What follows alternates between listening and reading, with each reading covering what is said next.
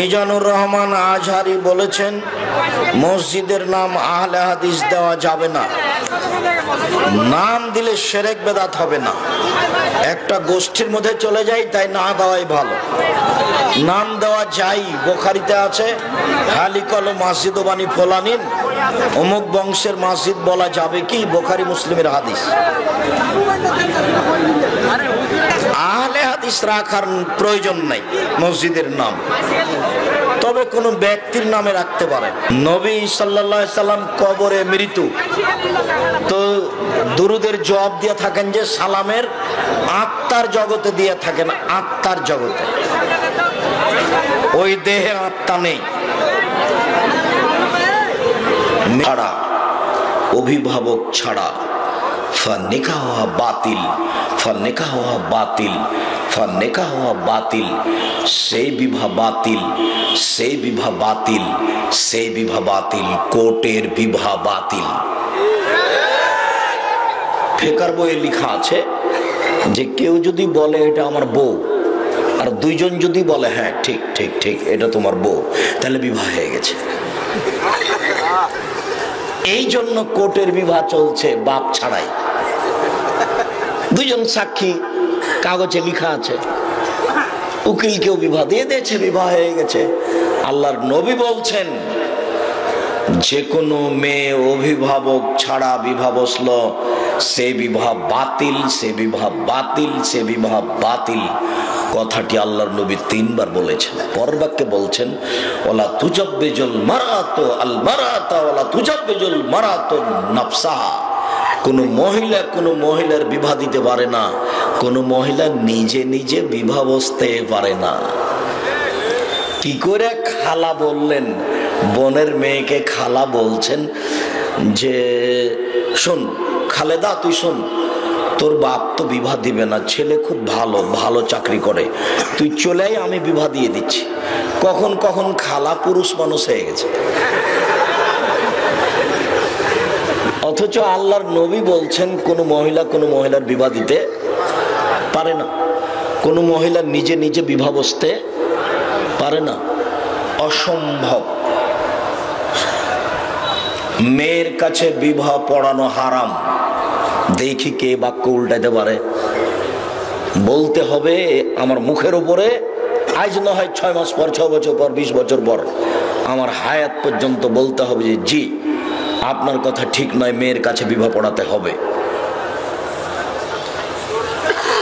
আমি বলছি মেয়ের কাছে বিবাহ পড়াতে হবে না, শুধু হবে না নয়, মেয়ের কাছে বিবাহ পড়ানো না যায়, হারাম।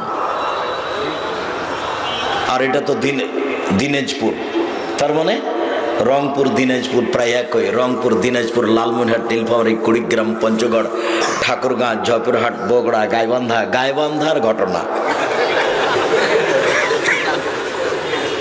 মেয়ে যেখানে আছে ওখানে বিবাহ পড়া দিয়ে গেছে। বিবাহ পড়িয়ে অমুক নিবাসী অমুক তোমাকে বিবাহ করতে এসেছে, এত নগদ এত বাকিতে, তুমি তাকে স্বামী সত্ত্বে কবুল করো। তখন মেয়েটা বলছে কবুল করলাম। 3 বার করার পরে ওরা এখন চ্যাংড়া ছিল্লু বদ সব গেছে ওখানে। এখানে এখন দাঁড়িয়েছে, যেখানে বর যাত্রী যেখানে বসে আছে, এরা দাঁড়িয়ে আছে 5-7 জন। তো বসে থাকা লোকগুলি বলছে আপনারা কে? তখন এরা বলছে আমরা এই বিবাহের উকিল। বরের পক্ষের লোকগুলি যারা এখানে, আরে বিবাহ পড়াতে তো বরের পক্ষের লোকই গেছিল ওখানে, অনেকেই গেছে। আপনারা কে? তো বলছে আমরা এই বিবাহের উকিল। মেয়ে কি কবুল করেছে? জি করেছে। আপনারা কি শুনেছেন? জি শুনেছি। তাহলে আপনারা বসেন। তার পূর্ব পর্যন্ত দাঁড়িয়ে থাকতে হবে। মনে হচ্ছে এক পাগলামি কারবার। হিন্দুদের কলার গাছের চতুর্দিকে ঘুরতে হবে বিবাহ বৈধ হওয়ার জন্য। তাই হুজুর কাজী সাহেব গেছে মেয়ের কাছে বিবাহ পড়াতে। কিয়ামত পর্যন্ত সময় থাকলো বেটা, তোমার এটা জায়েজ বলার জন্য। কাজী সাহেবের 4টা সাক্ষী যেমন, মেয়ের কাছে বিবাহ পড়ানো তেমন, যুবতী মেয়েদের গীত গাওয়া তেমন, কমিউনিটি সেন্টার মেয়েটাকে একবার ল্যাংটা করে বসিয়ে রাখা তেমন। আমি যখন বলেছি যে আপনার মেয়েটা হচ্ছে কমিউনিটি সেন্টারে রং মেখে চাকচিক্য হয়ে বসে আছে, এটা পতিতালয়ের মেয়ে, তখন বাপের এত রাগ ধরেছে। বলেন কি আব্দুর রাজ্জাক সাহেব, আমরা দিনাজপুর শহরের একজন বিত্তশালী মানুষ, আপনি আমার মেয়েকে পতিতালয়ের মেয়ে বলেন? মানে আমি আব্দুর রাজ্জাক বিন ইউসুফ আপনার মেয়েকে পতিতালয়ের মেয়ে প্রমাণ করতে না পারলে আর দিনাজপুরে কোনোদিন আসবো না। কষ্ট পাওয়ার কিছু আসে যায় না, আপনি কষ্ট পেলেই কি আর না পেলেই কি। প্রায় মোবাইলেই আছে, প্রায় বক্তব্যে আছে যে দুনিয়াতে দুটা পাপ আছে, মানুষ না করেই পাপী। তার একটা হলো কেউ যদি কাউকে বলে যে আসো জুয়া খেলি, খেলেই নি, খালি কি বলেছে আসো খেলি, তাহলে কি দিতে হবে? 10 জন ফকিরকে সোয়া কেজি করে চাউল দিতে হবে, কাফারে দিতে হবে। খেলেই নি, খালি বলেছে আসো খেলি, এক আশ্চর্য পাপ। আর কোন মহিলা যদি সাজগোজ করে পুরুষের পাশ দিয়ে হাঁটে তো আল্লাহ রাসূল বলেছেন ও ব্যভিচারিণী, ও ব্যভিচারিণী, ও ব্যভিচারিণী। একবার বলেছেন 2 বার শব্দটা, একবার বলেছেন 3 বার শব্দটা। মুহাম্মদ সাল্লাল্লাহু আলাইহি ওয়াসাল্লাম তার পবিত্র মুখ দিয়ে বলেছেন ও ব্যভিচারিণী, অথচ জেনা করেনি। তো সাজগোজ করে পুরুষের পাশ দিয়ে হাঁটাতেই ব্যভিচারিণী হয়ে গেল, আর হাজারো পুরুষের সামনে সাজগোজ করে বসে আছে, তবুও ব্যভিচারিণী হলো না। ধর্ম কি রাজশাহী চাঁপাইনবাবগঞ্জের হাওয়াই লাড্ডু? জি না। ইমাম সাহেব ভুল হয়েছে, তোবা করতে হবে। ইমাম সাহেব শুনে রাখেন, কাজী সাহেবের খাতার 4 জন সাক্ষী যেমন, কাজী সাহেব শোনেন, মেয়ের কাছে গিয়ে বিবাহ পড়ানো তেমন। কাজী সাহেব শোনেন, কমিউনিটি সেন্টারে মেয়েটাকে বসিয়ে রেখে জাতির সামনে পেশ করে বিবাহের অনুষ্ঠান করা তেমন।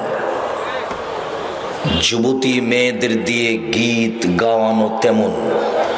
দিনাজপুর শহরের আরো নোংরা নীতি যে আব্দুর রাজ্জাক সাহেব রাজশাহীতে নাই নাকি? আছে, হয়তো বা 19-20 হতে পারে।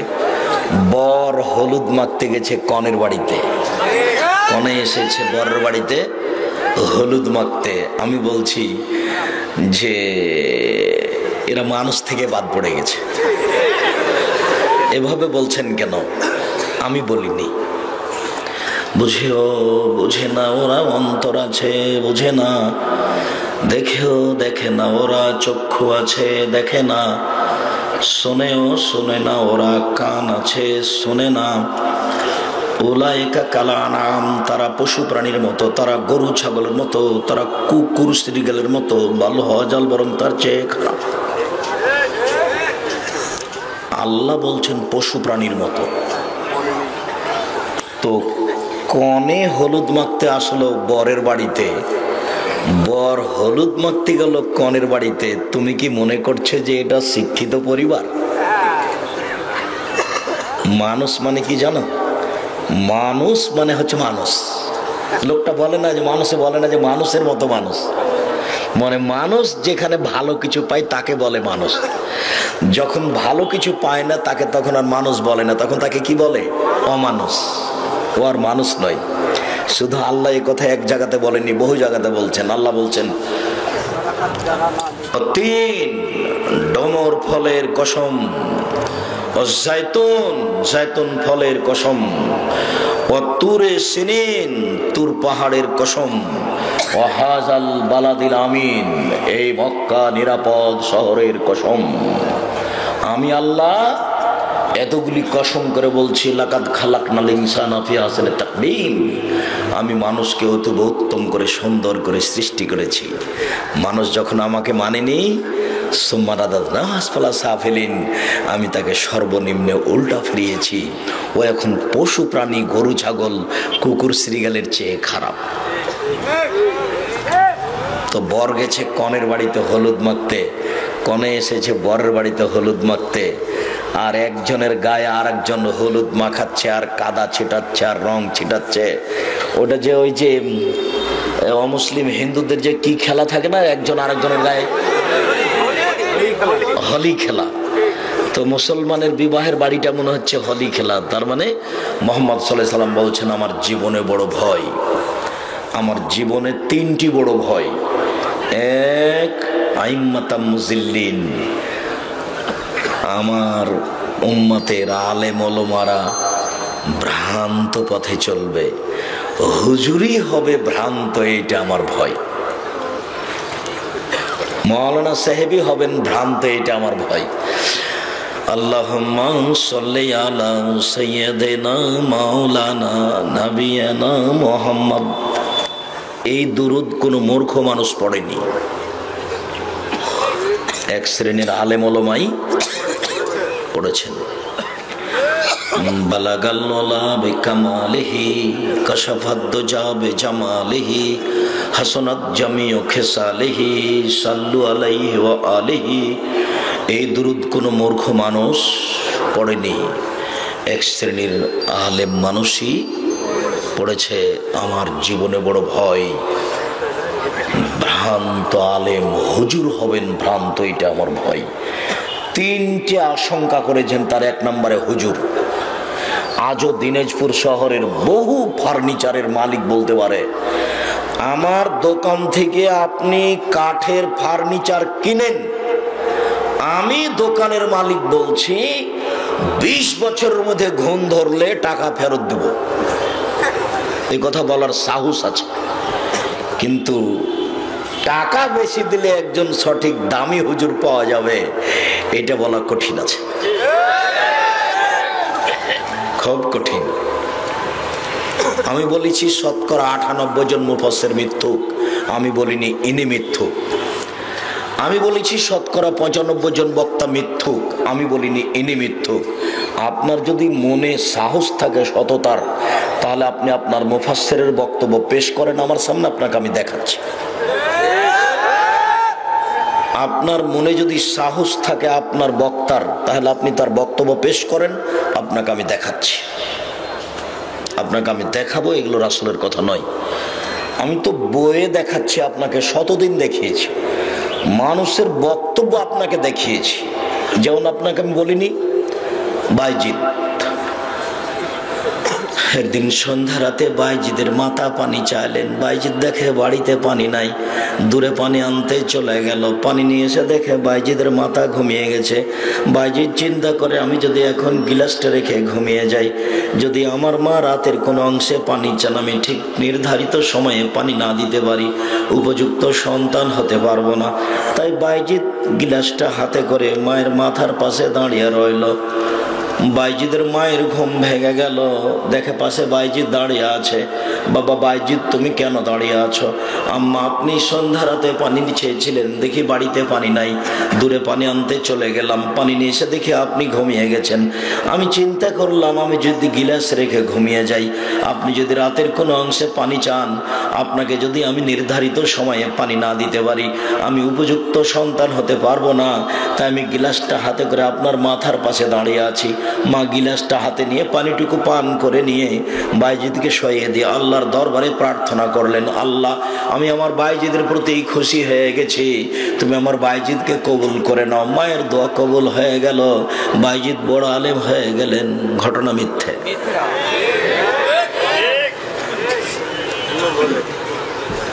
এর চেয়ে অনেক অনেক অনেক জটিল ঘটনা বুখারী মুসলিমে আছে, এর চেয়ে লক্ষ গুণ জটিল বুখারী মুসলিমে আছে। খালি একটু ইশারা দেওয়ার সাথে সাথে বুঝতে পারবেন। ওই যে ওই যে ওই যে ওই যে 3 জন লোক রাস্তায় হাঁটছিল, বৃষ্টি হলো, তখন তারা পাহাড়ের গর্তে ঢুকে গেল, বড় একটা পাথর এসে মুখের উপরে পড়লো, তারা সরাতে পারবে না। 3 জনের একজন বলছে, আল্লাহ, আমি আমার বাপ মাকে ভালোবাসতাম, নিয়মিত দুগ্ধ দহন করে তাদের পান করা, একদিন দূরে ছাগল চড়াতে গেছি, আস্তে আস্তে দেখি ঘুমিয়ে গেছে, দুধ দহন করে নিয়ে আসলাম, দেখি তারা ঘুমিয়ে গেছে। আমি গিলাস নিয়ে হাতে নিয়ে দাঁড়িয়ে থাকলাম, আমার পায়ের পাশে আমার ছেলে মেয়েরা এতা জাগানা ইন্দা কাদামাইয়া, আর 2 পায়ের নিচে বাপরে মারে করে তারা কান্নার জন্য, ক্ষুধার জন্য চিৎকার করতে থাকলো, আব্বা, আমরা সারাদিন থেকে খাইনি, আমাদের আগে দুধ পান করতে দেন। এইভাবে তারা চিৎকার করতে থাকলো, দাবিও দাবো হাত্তা তালাল ফারজার। আল্লাহ, আমি গিলাসটা হাতে করেই থেকেছি, আমার ছেলে মেয়ে কান্নাকাটি করতেই থেকেছে, আমি তাদেরকে দুধ পান করাইনি। যদি এটা তোমাকে সন্তুষ্ট করার জন্য করে থাকি, তাহলে আজ তুমি গর্তের মুখ থেকে পাথরটা সরিয়ে দাও। আল্লাহ বললেন ঠিক আছে দিলাম। আপনার পায়ের পাশে খালি যদি আপনার বাচ্চাটা একবার চিৎকার করে তাহলে আপনি লাফ দিয়ে উঠে তাকে কোলে নেবেন, আপনার স্ত্রীকে খুঁজে বের করবেন। বর্ণনাকারী বলছেন, আল্লাহর নবী বলছেন, ওই লোকটা গিলাস হাতে করে থেকেছে ভোর পর্যন্ত, আর ওই তার ছেলে মেয়ে তার পায়ের নিচে চিল্লাচিল্লি করতে থেকেছে। বুখারী মুসলিম। মাওলানা সাহেব এটা পেশ করলেন না কেন, ওইটা কেন পেশ করলেন? এই ছেলে, তোমার হুজুর নগদ মিথ্যুক। এই বেটা, তোমার মুফাসসির মিথ্যুক, এ কথাই চূড়ান্ত। জাতির জন্য সূচনা স্বরূপ দিয়ে গেছি বক্তা শ্রোতার পরিচয় বই। এদেশের মাটিতে যেখানে খুঁজে পাওয়া যায় কিনে পড়বা। আমার বিদ্যা বুদ্ধি কম, আমি একটু সূচনা দিয়ে গেছি। এদেশের তাফসির মাহফিল বন্ধ করার জন্য আমি বই দিয়ে গেছি, তাফসির কি মিথ্যা হতে পারে? ওই বইয়ে যা তাফসির আছে সবই মিথ্যে। আমি শুধু তাফসির মাহফিল বন্ধ করার জন্য ওই বই লিখেছি। জাতি যদি সহযোগিতা করে তাহলে এটা সম্ভব হবে। হুব্বুল ওয়াতান মিনাল ঈমান, দেশকে ভালোবাসা ঈমানের অঙ্গ, এটা হাদিস নয়, মিথ্যা কথা। আদম আলাইহিস সালাম ভারত থেকে হজ করতে গেছেন সৌদি আরব 60,000 বার। ফাজাইল আমলে বইয়ে লেখা আছে। তো 60,000 বার যদি হজ করতে যান তাহলে বয়স কত হতে হবে? 60,000 বছর মিনিমাম। বছরে একবার হজ হয়, উমরা না হয় বারবার হয়। দেখেছেন ধর্মের নামে কত বড় মিথ্যা কথা। অতএব কাজী সাহেবের এই খাতা টয়লেট পেপার হিসাবে ব্যবহারের যোগ্যতা রাখে না, এটাই চূড়ান্ত। দেখি কে এর গায়ে হাত লাগাতে পারে। এই ছেলে, তুমি আরো কথা মনে রাখিও, পৃথিবীতে মাত্র একটা জিনিস প্রমাণ করার জন্য 4 জন সাক্ষী লাগে। বলো কি? জেনা। কোন সাহসের ভিত্তিতে জাতি কাজী সাহেবের খাতায় 4 জন সাক্ষী পেশ করলেন? দ্রুত 24 ঘন্টার মধ্যে কাজী সাহেবকে খাতা পরিবর্তন করতে হবে এবং জাতিকে বিবাহের বৈঠকে 2 জন সাক্ষীর কথা বলতে হবে, কোনো পক্ষের কথা নয়। সম্মানিত দিনী ভাই বোন শুনুন, রাজশাহী, চাঁপাইনবাবগঞ্জ জেলার বিবাহের শুরু থেকে শেষ পর্যন্ত একটা কাজও জায়েজ নয়, সব হারাম। আমার অনুমান দিনাজপুর শহরের বিবাহের শুরু থেকে শেষ পর্যন্ত একটা কাজও জায়েজ নয়, সবই হারাম। ডলি বিবি শব্দ তোকে পায়ের নিচে ডলে দিলাম, কিয়ামত পর্যন্ত আমাদের পরিবারে আর কোনোদিন ডলি বিবি শব্দ ব্যবহার হবে না। আর একটা পায়ের নিচে রেখে দেয় এভাবে যে থুবড়া, বিবাহের 2-3 দিন পূর্বে ক্ষীর রান্না করা, মেয়ের মুখে দেওয়া, রং মাখানো, গীত গাওয়ানো, এই থুবড়া নীতি পায়ের নিচে রেখে দিলাম, কোনোদিন আমাদের পরিবারে এই নীতি প্রকাশ পাবে না। বিবাহের শুরু থেকে শেষ পর্যন্ত কুসংস্কার, নোংরামিতে ভর্তি হয়ে আছে। আল্লাহ তাআলা বলেন, ফানকিহুন্না বিইজনি আহলিহিন্না, পৃথিবীর মানুষ তোমরা মেয়েদেরকে বিবাহ করো তার মালিক, তার অভিভাবক, তার বাপকে বলে। অতুহুন্না উজুরাহুন্না বিল মারুফ, আর মোহর দিয়ে দাও ভালোভাবে, টাকা নিয়ে নয়।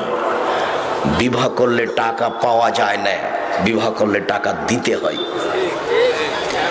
মোহর দিয়ে বিবাহ করতে হবে। তুমি যদি, তোমার বাপ যদি দিন না পারে তাহলে তুমি তোমার বাপের মোহর দিয়ে দিও। যদি তুমি তোমার বাপের মোহর দিতে না পারো তাহলে তোমার বাপ মারা গেলে কিয়ামতের মাঠে তোমার মা তোমার বাপের কাছ থেকে নেকি নিয়ে নেবে মোহর বাবদ। সবচেয়ে যেটা গুরুত্বপূর্ণ শর্ত পূর্ণ করা হয়, শর্ত। দিনাজপুর বড় মাঠে আব্দুর রাজাক সাহেব বক্তব্য দিতে আসতে পারবেন, শর্ত হলো এই যে সরকার বিরোধী কোনো কথা বলতে পাবেন না, এটা হলো শর্ত। তখন এইসব যুবকরা বলেছে আপনার শর্ত মানিয়ে লইলাম। তখন ডিসি অনুমতি দিয়েছেন, তার নাম শর্ত। তো যত পৃথিবীতে শর্ত পূরণ করা লাগে তার সবচেয়ে দামি গুরুত্বপূর্ণ শর্ত হলো যে মোহর দিতে চেয়েছি, বিবাহ করলে মোহর উল্লেখ করা লাগে, এই শর্তটা পূর্ণ করতে হবে। এইটা হলো শর্তের জগতে সবচেয়ে গুরুত্বপূর্ণ শর্ত। না, কথা বুঝাতে পারলাম না। আবার বলি, আব্দুর রাজ্জাক সাহেব দিনাজপুর বড় মাঠে বক্তব্য দিতে আসতে পারবেন, শর্ত হলো এইটা যে সরকার বিরোধী কোনো বক্তব্য দিতে পারবেন না। আমি বলছি আজকের মাঠে এখন আল্লাহে আল্লাহর কসম, আল্লাহে আল্লাহর কসম, আল্লাহে আল্লাহর কসম, 90 সাল থেকে এখন পর্যন্ত আমি কোনোদিন সরকার বিরোধী বক্তব্য দিইনি। আর জঙ্গি বিরোধী বক্তব্যে বাংলাদেশের মাটিতে আমার চেয়ে কঠোর, কঠিন, শক্তিশালী কারো বক্তব্য আছে তা আমার জানা নেই। জঙ্গি বিরোধী বক্তব্য দেওয়াতে আমি সবচেয়ে কঠোর ও শক্তিশালী আমি মনে করি। আমি শুধু জনগণকে বলিনি, আমি বলেছি সরকার, প্রশাসন, ইমাম, বাপমা, আলোচক, বক্তা, এদেশের সর্বশ্রেণীর দায়িত্বশীলকে অনুরোধ জানাচ্ছি, আপনারা জঙ্গি কর্মকাণ্ড হতে ছেলেদেরকে রক্ষা করুন। এটা একটা প্রতারণা। যারা জঙ্গি কর্মকাণ্ড চালাচ্ছে, এই জায়গাটাতে আব্দুল্লাহর একটা বক্তব্য আছে, সেই বক্তব্যটা আমি শুনেছিলাম, সব কথা আমার মনে থাকে না। ইহুদি, খ্রিস্টান, হিন্দুরা মুসলমানের বিরোধিতা করে মুসলমানকে অত মারতে পারেনি, ধর্মের নামে ধর্মীয় মানুষেরা মুসলমানকে যত হত্যা করেছে। তার মধ্যে এরাই যারা জঙ্গি কর্মকাণ্ডে আছে। আব্বু, কথাটা কি স্পষ্ট হলো না? একটু বলে দিবা। মানে আব্দুল্লাহ কথা বললে আমি আবার ওই সব কথা খুঁজে পাই না। তো সেদিন কবে যেন একদিন জঙ্গি কর্মকাণ্ডের বক্তব্য দিচ্ছিল, তো আমি বললাম কথা তো ঠিকই, আমি তো কোনোদিন খেয়াল করিনি। তার মানে মার্কিন সৈন্য আমাদের চোখের সামনে ইরাকে ঢুকেছে, ইরাক দখল করেছে, মানুষ মেরেছে। মার্কিন সৈন্য আফগানিস্তানে ঢুকেছে, আফগানিস্তানের লোকজনকে হত্যা করেছে। ইহুদি, খ্রিস্টান মায়ানমারের লোকজনকে হত্যা করেছে। তো এরা যত মুসলমানকে হত্যা করেছে, মুসলিম দেশগুলিতে, জর্ডানে হোক, আপনার আরো সিরিয়ায় হোক, এইসব দেশগুলিতে মুসলমানেরা মুসলমানকে যত হত্যা করেছে ধর্মের নাম দিয়ে, এদের হত্যা করা ওদের চেয়ে অনেক অনেক অনেক বেশি। নইলে কি করে বলতে পারে যে রাতের অন্ধকারে সরকারকে মারা যায়? কি করে বলতে পারে যে রাতের অন্ধকারে অমুককে মারা, হত্যা করা যায়? কি করে বলতে পারে যে আত্মঘাতী হত্যা করা, আত্মঘাতী হামলা যায়? অবাক কথা। আমি এ দেশের মাটিতে সর্বপ্রথম কলমে লিখেছি বই, তার নাম কে বড় লাভবান। আমার আগে এ দেশের মাটিতে কেউ এই ব্যাপারে কলম ধরেছে তা আমার জানা নাই। আজও এখানে থাকতে পারে কে বড় লাভবান। কে বড় লাভবান বই একটা হেডলাইন আছে যে জঙ্গি কর্মকাণ্ড ইসলাম সমর্থন করে না। এই দেশের মাটিতে সম্মানিত দিনী ভাই বোন, আমি সরকার বিরোধী বক্তব্য দিই মানে অসম্ভব হতে পারে না। শুধু তাই নয়, 90 সাল থেকে নিয়ে এখন পর্যন্ত আমি কোনোদিন কোনো মাযহাবের বিরুদ্ধে কথা বলিনি। শুধু তাই নয়, এখন পর্যন্ত বাংলাদেশের মাটিতে আমি কোনোদিন কোনো মানুষকে লক্ষ্য করে কথা বলিনি। আমি বলেছি শতকরা 95 জন বক্তা মিথ্যু, তবে আমি বলিনি ইনি মিথ্যু। আমি বলেছি শতকরা 98 জন মুফাসসির মিথ্যু, তবে আমি বলিনি ইনি মিথ্যু। আমার জীবনে আমি কোনোদিন এইভাবে কাউকে লক্ষ্য করে কথা বলিনি। 90 সাল থেকে এখন পর্যন্ত আমি কোনোদিন জাতির কাছে পথ খরচ পাথেও চাইনি। 90 সাল থেকে আমি দিনাজপুরের মাটিতে আসছি। কেউ যদি বলতে পারে আমার চোখের সামনে যে আব্দুর রাজ্জাক সাহেব একদিন আমার কাছে পাথেও পথ খরচ চেয়েছিল, আমি আর কোনোদিন জাতির সামনে বক্তব্য দেব না। দিনাজপুর থেকে আমি একদিন ফিরে গেছি, 1 পয়সাও দেয়নি, পরীক্ষা করে দেখেছে ঘটনা কি। 600 কিলোমিটার পথ, এখনো পরীক্ষা করে নাকি আল্লাহ ভালো জানে, কোনোদিন খোঁজ খবর নেয় না। জি, জাতিকে ফাঁকি দিতে আসেনি যে এ আলেম ওলামা না বুঝে আমার বিরুদ্ধে কথা বলুক, সেটা ভিন্ন কথা। এই ছেলে, তোমাকে আরো বলছি, আমি আমার জীবনের বক্তব্য তুমি তলিয়ে দেখো।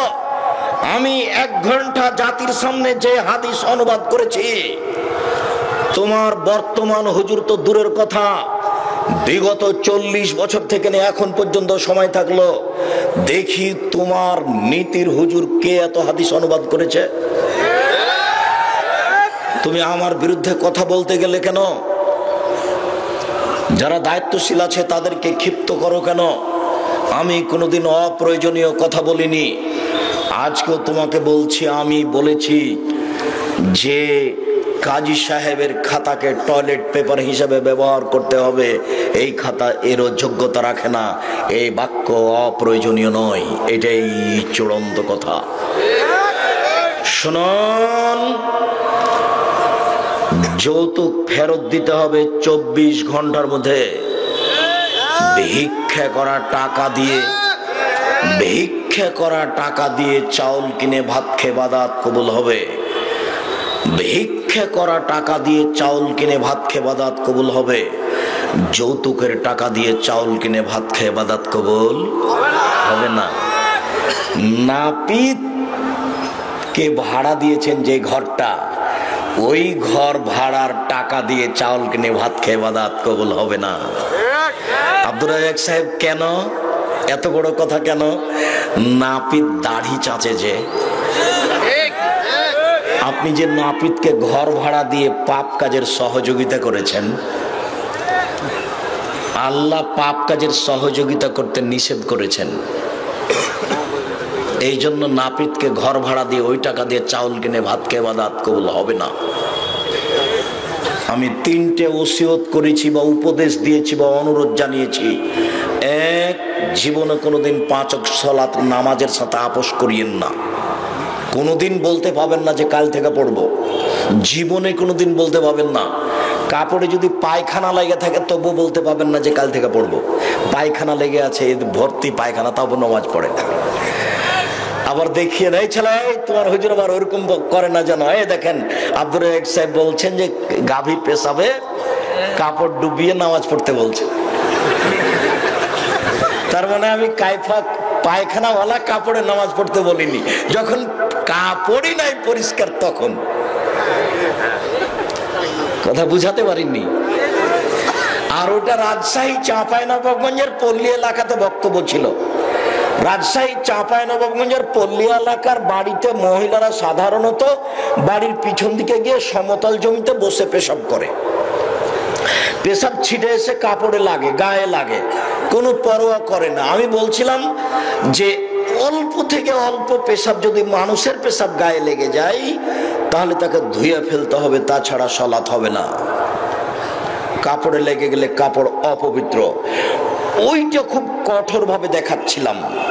আর বলছিলাম যে কবরের শাস্তি পেশাব থেকে না বাঁচার কারণেই হয়। কথা বলতে বলতে ওইটা চলে এসেছে পক্ষান্তরে। গাভীর পেশাব থেকে মানুষ বাঁচে। গাভী পেশাব করছে তখন কাপড়টা জমা করে নেয়, পাঁচ দেহে। বুঝতে পারেননি কথা? এই কথাটা এসেছে ওখানে যে গাভীর পেশাব থেকে বাঁচতে হবে না, অথচ তাতে থেকে বাঁচার জন্য কত চেষ্টা। গাভীর পেশাবে যদি কাপড়টা ভেজিয়ে সালাত আদায় করে তবে সমস্যা নেই। প্রমাণ বুখারী মুসলিম। আল্লাহর নবী বলছেন যে তোমরা উটের পেশাব খাও। আল্লাহ নবী নিজে যেখানে ছাগল বাঁধা আছে সেই ছাগল বাঁধা জায়গাতে পেশাবের উপরে নামাজ পড়েন। হাদিস তো বুখারী মুসলিম। আমার করার কি আছে? আম গাছে জাম ধরতে পারে, ধরে না। অমাবস্যা রাতে চাঁদ উঠতে পারে, উঠে না। শোয়ের ছিদ্র দিয়ে লাঙ্গলের ফল ঢুকতে পারে, ঢোকে না। শোয়ের ছিদ্র দিয়ে লাঙ্গলের ফল ঢুকে যেতে পারে, আম গাছে জাম ধরে যেতে পারে, অমাবস্যা রাতে চাঁদ উঠে যেতে পারে, এগুলো ঘটে যেতে পারে। আমি যে কথা বলছি এতে সন্দেহ আছে বলে কিয়ামত পর্যন্ত চেষ্টা করলে সরিষা ঢোকানো যাবে না। যা বলছি তাই থাকবে। জাতির যদি রাস্তাঘাট করে দিতে না পারি জাতির যদি স্কুল কলেজ করে দিতে না পারি, জাতিকে চূড়ান্ত সঠিক ধর্ম দিতে পারবো ইনশাআল্লাহ।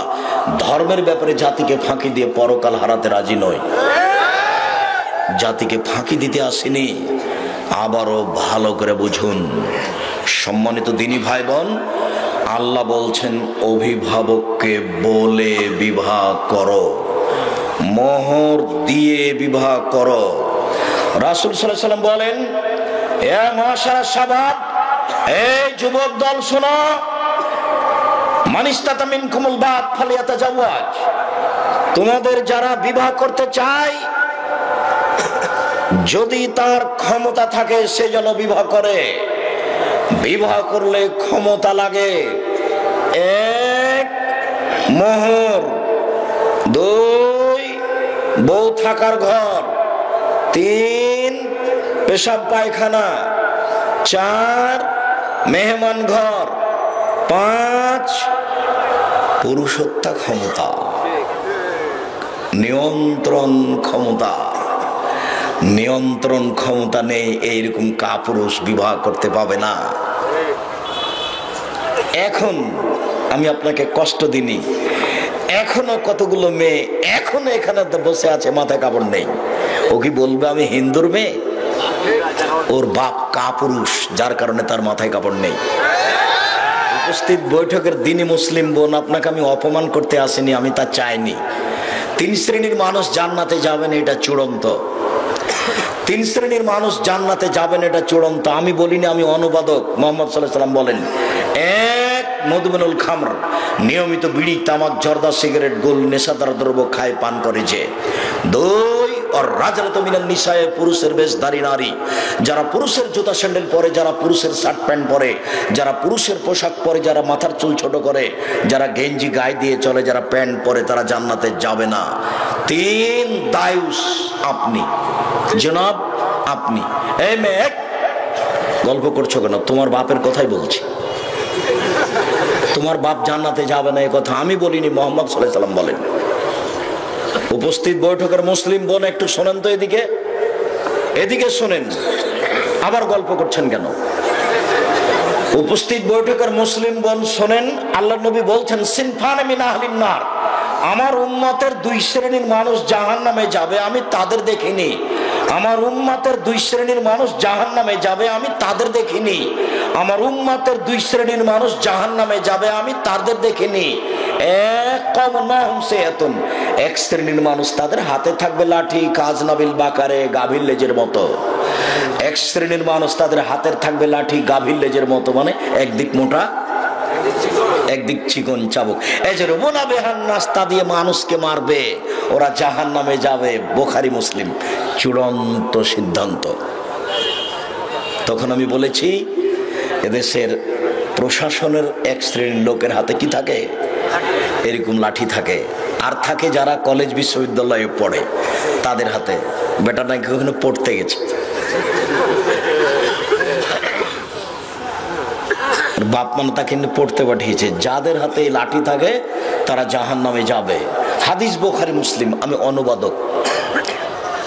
দুই নিসাউন, মহিলা, কাসিয়াতুন, কাপড় পরে থাকে, আরিয়াতুন, উলঙ্গ।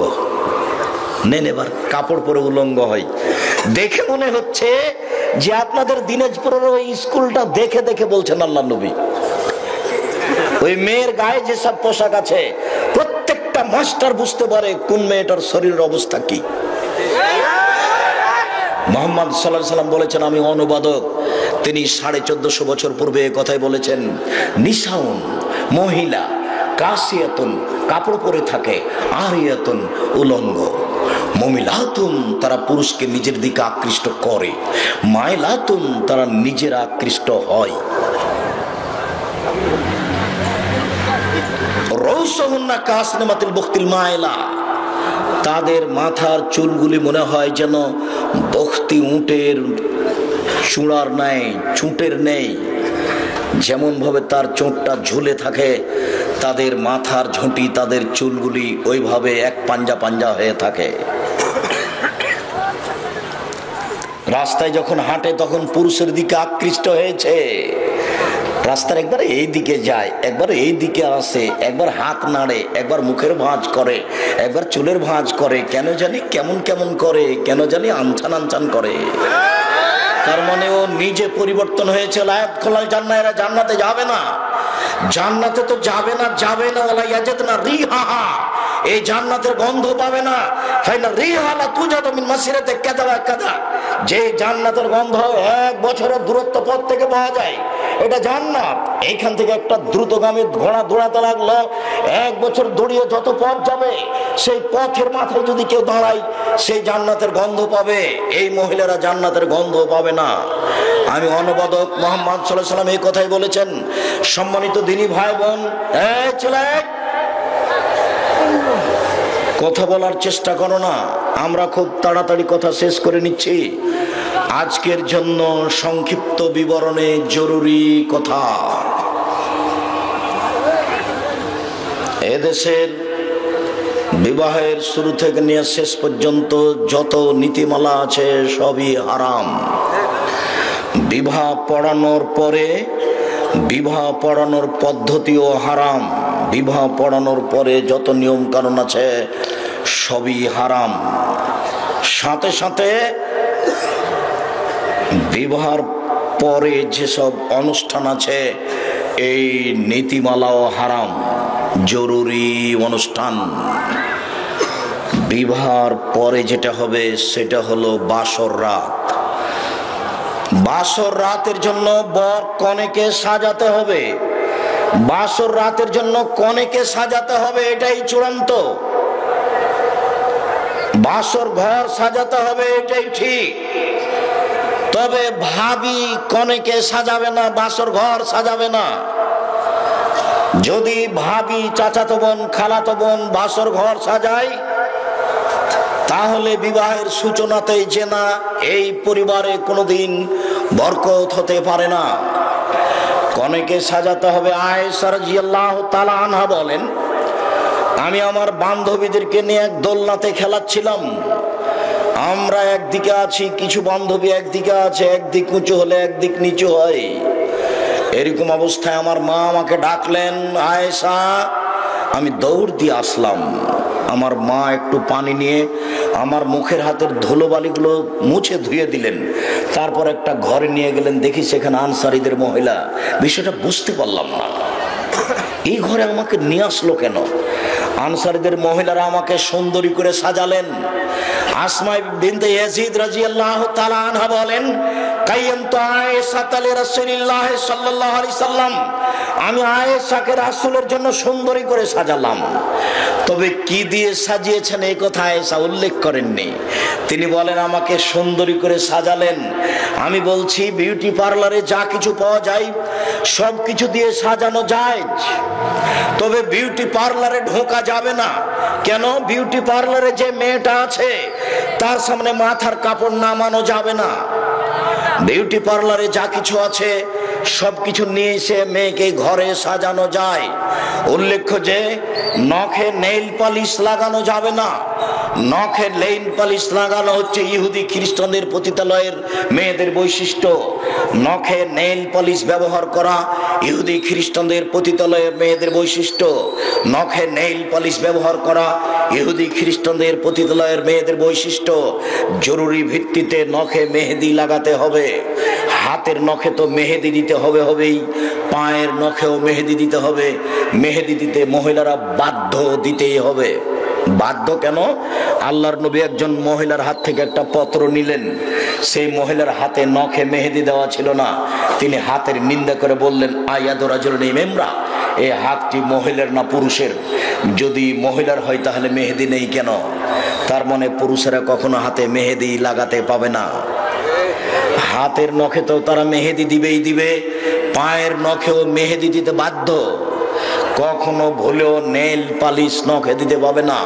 উপস্থিত বৈঠকের মুসলিম বোন আর যারা আপনারা আছেন, নখ কেটে ফেলতে হবে। নখ কখনো বড় রাখা যাবে না।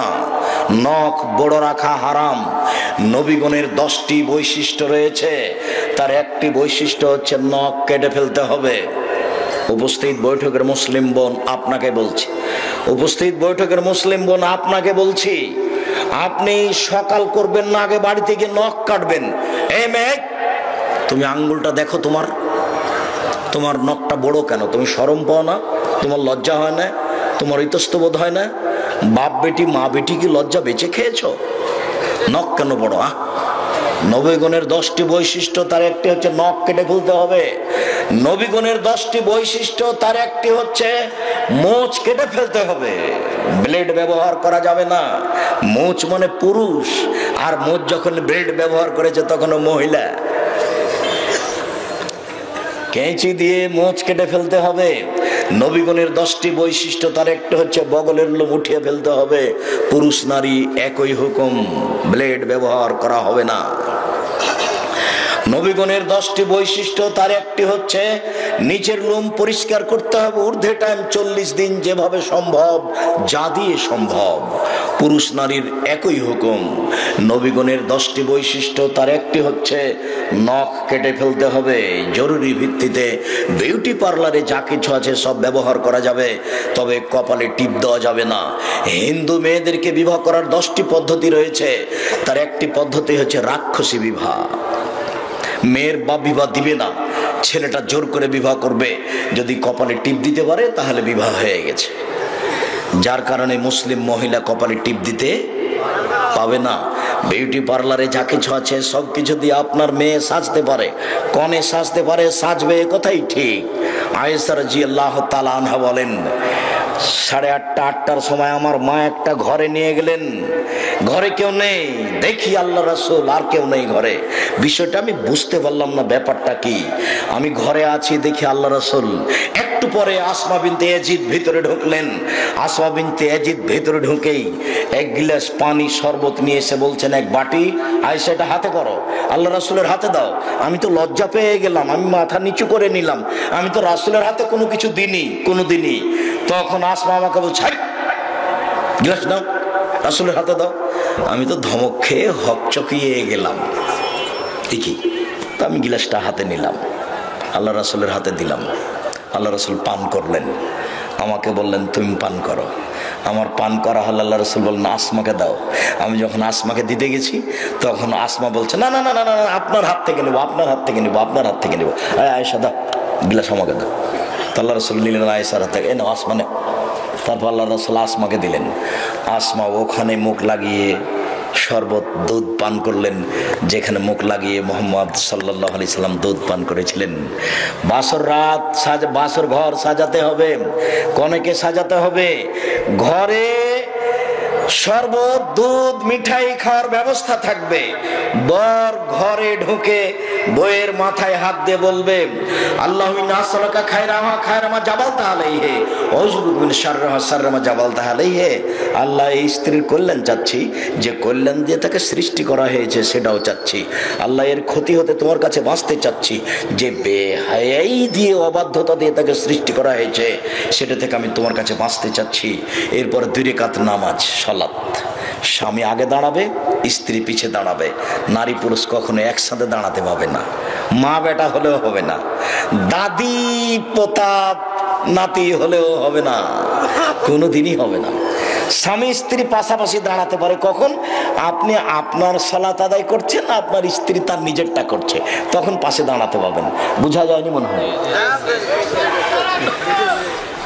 স্পষ্ট হয়েছে তো? আপনি আপনারটা পড়ছেন আর আপনার স্ত্রী তারটা পড়ছে, তখন পাশাপাশি দাঁড়াতে পাবেন। একই সালাত, তখন পাশাপাশি দাঁড়াতে পাবেন না। আপনি আপনার মায়ের পাশে দাঁড়াতে পাবেন না, আপনাকে আগে হতে হবে আর ওনার মাকে পিছু হতে হবে। পাশাপাশি একসাথে সালাত আদায় করতে পাবেন না। 2 রাকাত সালাত হবে আপনার ইমামতিতে। তারপর দাম্পত্য জীবন হবে দুয়ার মাধ্যমে। এবার সকালবেলায় ওখানে একটা কথা ছেড়ে এসেছি, যখনই বিবাহ পড়ানো হচ্ছে, কথা সংক্ষিপ্ত করতে এসেছি তো খুব তাড়াতাড়ি শেষ করি। কথা সংক্ষিপ্তের একটা জায়গা ছিল, যখনই বিবাহ পড়ানো হয়েছে, দিনাজপুরের বিবাহ শেষ হয়ে গেল, লম্বা একটা হাত তুলে দোয়া হয়ে গেল, মানে নগদ বেদাত। কেউ জানে না কি বলতে হবে। যখন বিবাহের বৈঠক শেষ হয়ে যাবে তখন ইমাম সাহেব বা মেয়ের বাপ বলবেন, বারাকাল্লাহু লাকা ওয়া আলাইকা ওয়া জামা বাইনাকুমা ফি খাইরিন।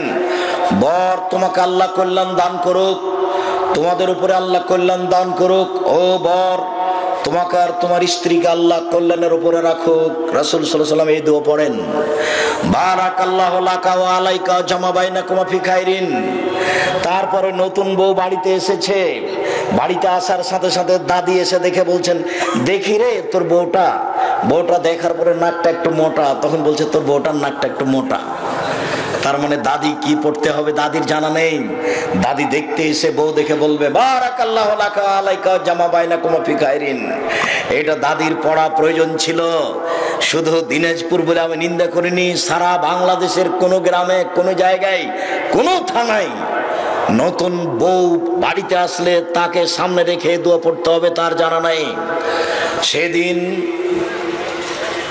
যেদিন বাসর রাত হলো, সকালে অনুষ্ঠান হবে বিশাল। সারা দিনাজপুর শহরের মানুষকে রান্না করে খাওয়াতে হবে। যার যত অর্থ সম্পদ বেশি আছে সে তত খাওয়াবে। যত মানুষ এসেছে সবাই বলবে, বারাকাল্লাহু লাকা ওয়া আলাইকা জামা বাইনাকুমা ফি খাইরিন।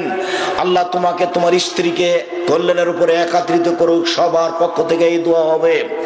আর এই খাদ্যে অংশগ্রহণ করবে ধনী গরিব সবাই। শুধু যদি ধনী আসে গরিব না আসে, তাহলে যত ভাত রান্না করা হয়েছে দেখে লাথি মেরে সব ড্রেনে ফেলে দিতে হবে, ভাত কুকুরে খাবে। কেন এত বড় কথা কেন আব্দুর রাজ্জাক সাহেব? আপনি বলেছেন একটা ভাত পড়ে গেলে উঠিয়ে নিতে হবে, ময়লা লেগে গেলে সরিয়ে দিয়ে খেতে হবে। আজকে আবার বলছেন দেখে লাথি মেরে ফেলে দিতে হবে ড্রেনে, কুকুরে খাবে। এভাবে বলছেন কেন? দুঃখিত, আমি কিছু বলতে পারি না। মুহাম্মদ সাল্লাল্লাহু আলাইহি ওয়াসাল্লাম বলেছেন, আশার তামিন সবচেয়ে নিকৃষ্ট খাদ্য, সবচেয়ে খারাপ খাদ্য ওই খাদ্য যেই খাদ্যে ধনীদের দাওয়াত দেওয়া হয়েছে, গরিবদের দেওয়া হয়নি। আমার কিছু করার নেই, মুহাম্মদ সাল্লাল্লাহু আলাইহি ওয়াসাল্লাম এই কথা বলেছেন। অতএব এই খাদ্য সবচেয়ে খারাপ খাদ্য। এই খাদ্য ওই রকমই যে কোনো একটা লোক মারা গেছে, আজকে যে বাসায় খাওয়া দাওয়া করছিলাম সেই বাসায় তার বাপ মা মারা গেলে তার আত্মীয় স্বজন তাদেরকে চাপ দিয়েছিল যে 40 দিনে দিন একটা গরু জবাই করো, তোমাদের টাকা পয়সা আছে, 40 দিনের দিন 4 দিনের দিন একটা গরু জবাই করে খাওয়াতে হবে। তার বাপের নামে একটু দুঃখিত, এইদিকে একটু এইদিকে, এই ছেলে কারো গায়ে হাত দিয়ে আছো নাকি? রেডি হও, জরুরি কথা। উপস্থিত বৈঠকের মুসলিম বোন একটু খেয়াল করেন, এদিকে একটু লক্ষ্য করেন তো, শুনেন এদিকে। হোসাইন জাকাতের খেজুরের পাশে বসে আছে, জাকাতের খেজুর। তো হোসাইন একটা খেজুর মুখে দিয়ে দিয়েছে। আল্লাহ রাসূল লাফ দিয়ে উঠে এসে মুখের ভিতরে আঙ্গুল ঢুকিয়ে খেজুরটা বের করে বলছে, এটা মানুষের ময়লা, দান জাকাত মানুষের ময়লা। হোসাইন, মানুষের ময়লা আমি খাই না, আমার কাজ করে যে সে খায় না। মানুষের ময়লা আমার উপরে হারাম, আমার বংশের উপরে হারাম, আমার বাড়ির যারা গোলাম রাখাল কিষান তাদের উপরে হারাম। এটা মানুষের ময়লা। এই খাদ্য যে কাজ করে খেতে পারে তার উপরে হারাম। এটা মুখে দিয়েছো মানে?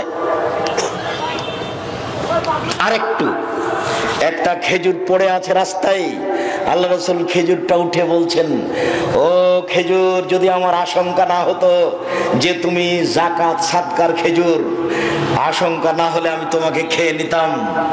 বুখারী মুসলিম। আল্লাহর নবী রাস্তায় পড়ে থাকে খেজুরটা খেলেন না কেন? সম্ভাবনা আছে খেজুরটা কিসের হতে পারে? জাকাতের সাদকার খেজুর হতে পারে। আমার উপরে হারাম, আমার বংশের উপরে হারাম। এই ছেলে, তোমার বাপের নামে যে গরু জবাই করেছে এটা সাদকা, এটা মানুষের ময়লা, এটা দিনাজপুরের ভিক্ষুক খেতে পারে। তোমার বাপের দোস্ত এসেছে 5 কোটি টাকা দামি গাড়িতে চড়ে, সে খাদ্য কি করে খেতে পারে বেটা? এই খাদ্য নির্ধারিত দিনে হয়েছে 1 নম্বর শিরক। এই খাদ্য নেকির জন্য হয়েছে, এটা বেদাত। একসাথে 2টা পাপ আছে। এটাকে ড্রেনে ফেলে দাও, এই খাদ্য কুকুরে খাবে। দেখি কোন মায়ের বেটার বৈধতা দিতে পারে, কিয়ামত পর্যন্ত সময় দিয়ে গেলাম। এই খাদ্য বিত্তশালীরা খেতে পারে কি করে? নির্ধারিত দিনে হয়েছে, এই জন্য এটা শিরকের উপরে হয়েছে। আর নেকির জন্য হয়েছে, এই জন্য এটা বিদাতের উপরে হয়েছে। এরা তো খেতে পারে না। সম্মানিত দিনী ভাই বোন, ওই অলিমা সবচেয়ে নিকৃষ্ট খাদ্যটা ট্রেনে ফেলে দিতে হবে, ওটা কুকুরে খাবে, ধনী গরিব সবাইকে দাওয়াত দিতে হবে, এটার নাম অলিমা। এরপরে সাংসারিক জীবন আসবে। সম্মানিত দিনী ভাই বোন, আমি আজকের জন্য সংক্ষিপ্ত আলোচনার পুনরাবৃত্তি সূচনা করে, বিবাহ করতে গিয়ে শুধু আপনি দেখতে পাবেন, আপনার বাপ দেখতে পাবে না, আপনার বাপের দেখা হারাম। বিবাহ করতে গিয়ে তাকে আংটি দেওয়া হারাম, তাকে টাকা দেওয়া হারাম। বিবাহ করতে গিয়ে নির্ধারিত সময়ে এতগুলো বর যাত্রী যাওয়া ঠিক নয়, সাথে সাথে পদ্ধতিতে বিবাহ পড়ানো ঠিক নয়, সাথে সাথে অলিমা পদ্ধতি হারাম। সম্মানিত দিনী ভাই বোন, সকলকেই আমি আন্তরিকভাবে একটা দুয়ার দাবি রেখে, বিশেষভাবে জামিয়া সালাফিয়া, ছেলে কথা শেষ করছে, একটু থামো। জামিয়া সালাফিয়া ডাঙ্গিপাড়া পাবা রাজশাহী, জামিয়া সালাফিয়া রূপগঞ্জ নারায়ণগঞ্জ ঢাকায় এখন 2957 জন ছেলে মেয়ে পড়াশোনা করে। তার 535 জন এতিম ও অসহায়, তার 115 জন এতিম। এদের খাওয়ার ভার জনগণ আপনারা বহন করে থাকেন। বিষয়টি লক্ষ্য করবেন। 13-14 ফেব্রুয়ারি সম্মেলন, দেশের শীর্ষস্থানীয় আলেম ওলামা সেখানে থাকবেন। আমাদেরকে ভালোবাসেন মর্মে সকল দিনী ভাই বোনকে এই সম্মেলনে উপস্থিত হওয়ার অনুরোধ জানিয়ে, আজকের এই গুরুত্বপূর্ণ আলোচনা মেনে চলার অনুরোধ জানিয়ে, বিশেষভাবে আব্দুল্লাহর বক্তব্যটি যে নিজেকে পরকালমুখী করে নিজের লক্ষ্য উদ্দেশ্য খুঁজে বের করুন। আর এদেশের যেটা কুসংস্কার ও বই আছে, বিশেষভাবে মাসিক আল ইতেসাম পত্রিকা আমার মনে ছিল না, সবাইকে মাসিক আল ইতেসাম পত্রিকা পড়তে হবে। 10 জন মুফতি দিয়ে পত্রিকা লিখা হয়, 50টা প্রশ্নের উত্তর দিয়ে। আব্দুল্লাহ দিতে বলে 4 তারিখে প্রোগ্রাম, আগামী ফেব্রুয়ারি 4 তারিখ। আর সম্মানিত দিনী ভাই বোন, যে বইগুলি আছে স্টেজে, কে বড় লাভবান, কে বড় ক্ষতিগ্রস্ত, আদর্শ নারী, আদর্শ পরিবার, বিশেষভাবে আব্দুল্লাহর বইটা আছে নাকি আমরা হাদিস মানতে বাধ্য, শিক্ষা বনাম জাহেলিয়াত, কেন এই নির্যাতন, কি তার প্রতিকার, এই বইগুলো দেখুন। বইগুলি স্টেজ থেকে সংগ্রহ করার অনুরোধ জানাচ্ছি। বিশেষভাবে মাসিক আল ইতেসাম পত্রিকা ছেড়ে কেউ যাবেন না। 20 টাকা মূল্য, নিজের কাছে না থাকলে আর একজনের কাছে নিয়ে যাবেন। বিশাল সমাবেশ, এতগুলো মানুষ আজকে বড় মাঠে উপস্থিত হবেন এটা আমার ধারণা ছিল না। বিভিন্নভাবে এই তারিখটা ঝুঁকির মধ্যে ছিল। এরপরেও বৃহত্তর দিনাজপুর থেকে, আশপাশের জেলা থেকে এসে উপস্থিত হয়েছেন, আপনাদের আমরা আন্তরিকভাবে শুকরিয়া আদায় করি। যারা ব্যবস্থাপনা করেছেন তাদের শুকরিয়া আদায় করি। যারা সামাজিক বড় বড় দায়িত্বশীল পূর্ণ সহযোগিতা করেছেন তাদের শুকরিয়া আদায় করি। প্রশাসনের পক্ষ থেকে দেশের উচ্চ স্তরের ডিসি সহ যারা সহযোগিতা করেছেন, অনুমোদন দিয়েছেন, তাদের শুকরিয়া আদায় করি। আপনাদের উপস্থিতির সকলের শুকরিয়া আদায় করে আমি আমার আলোচনা শেষের দিকে সবার জন্য কল্যাণ কামনা করি। আল্লাহ আপনাদেরকে এর যাজায় খায়ের দান করুক, আল্লাহুম্মা আমিন। এই বিশাল সমাবেশের দিনী ভাই বোনদের লক্ষ্যে কয়েকটি জিজ্ঞাসা। শায়েখ আপনি পিস টিভির বক্তা ছিলেন, জাকির নায়েক ও পিস টিভির বক্তা, সে নিজেকে মুসলিম বলে,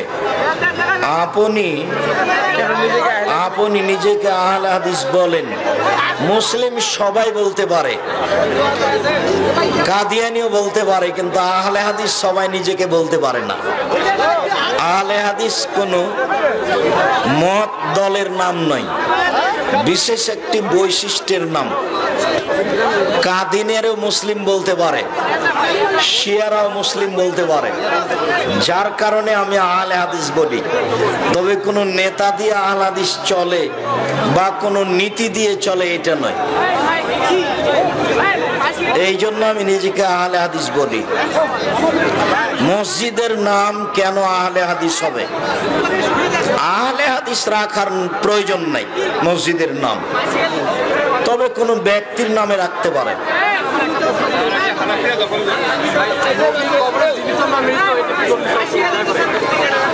নবী সাল্লাল্লাহু আলাইহি সাল্লাম কবরে মৃত্যু, তো দুরুদের জবাব দিয়ে থাকেন যে সালামের আত্মার জগতে দিয়ে থাকেন, আত্মার জগতে, ওই দেহে আত্মা নেই। মিজানুর রহমান আজহারি বলেছেন মসজিদের নাম আহলে হাদিস দেওয়া যাবে না, নাম দিলে শিরক বেদাত হবে না, একটা গোষ্ঠীর মধ্যে চলে যায়, তাই না দেওয়াই ভালো। নাম দেওয়া যাই, বুখারীতে আছে হালিকল মসজিদ বানি ফলানিন, অমুক বংশের মসজিদ বলা যাবে কি? বুখারী মুসলিমের হাদিস। আব্দুর